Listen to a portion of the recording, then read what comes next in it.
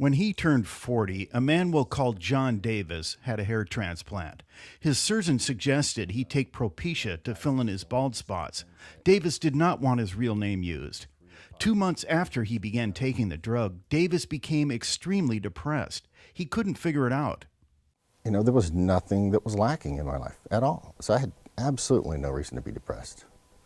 But yet I was sliding down into probably the worst depression imaginable.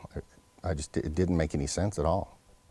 Davis doesn't want us to use his real name because he started suffering from sexual problems. His wife asked him what was wrong. Davis didn't know. He visited a number of therapists and medical specialists. Over the years, the North County resident took 6 different antidepressants. Nothing helped.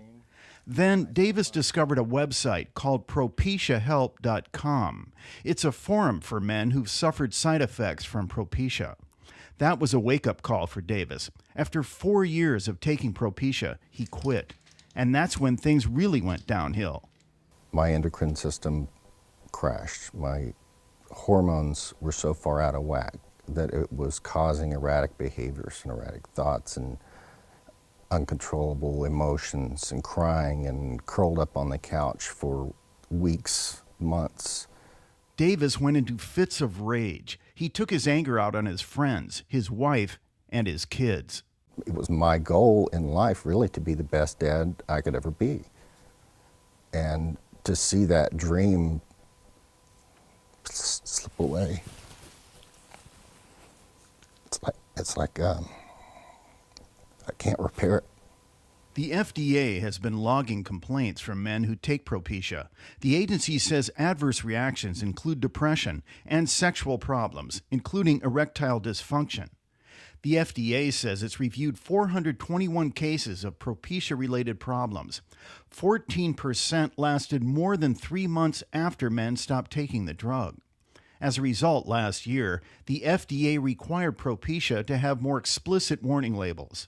Propecia's side effects are called post-finasteride syndrome, named after one of the drug's active ingredients. The syndrome's been the subject of medical meetings and a number of lawsuits. Certified sex therapist Douglas Braun Harvey says some of his patients have suffered horribly from Propecia. This is terrible, that people are thinking they're making a fairly benign decision. You know, okay, I don't like my hair going away, so I'll just take this medication. It seems like a kind of a no-brainer of a decision. And they're completely unaware of the devastation. Braun Harvey says one of the worst things is the uncertainty. Men don't know if they're going to recover their sexual functioning or not. They have to stop taking the medication, and then they have to kind of see over time how their body's going to repair.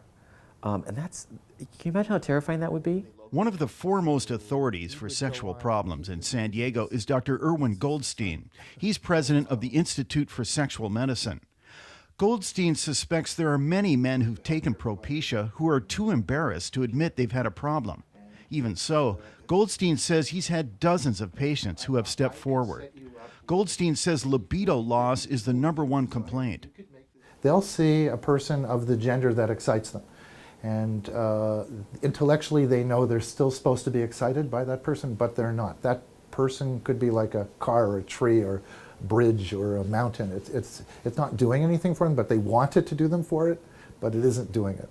So it's a very frustrating form of libido loss. It's probably a cognitive change, and it's because this medicine has the ability to change the chemicals in the brain. Dr. Goldstein says most healthcare providers aren't aware of the dangers of Propecia, so they don't tell patients they could lose their desire for sex. So they're not warned at all about this potential side effect. They may be told there are temporary sexual problems that are rare, but that's the extent of the warning. The maker of Propecia, Merck, refused to be interviewed for this story. In a written statement, the company says it stands behind Propecia and that millions of men have taken it since it first came on the market in 1997. One day, science will create a pill for men's hair loss. That day is today. Propecia. That's no consolation to 46-year-old Bob Webb, also not his real name. He took Propecia for 4 years to combat hair loss. Webb says not only was the drug ineffective, but it caused terrible sexual problems. Webb says he agreed to be interviewed so he could issue a warning. Whereas I might not be able to do anything about my situation, there are likely a lot of men out there who are thinking of taking this medication. And my message to them today would be to not do that. Kenny Goldberg, KPBS News.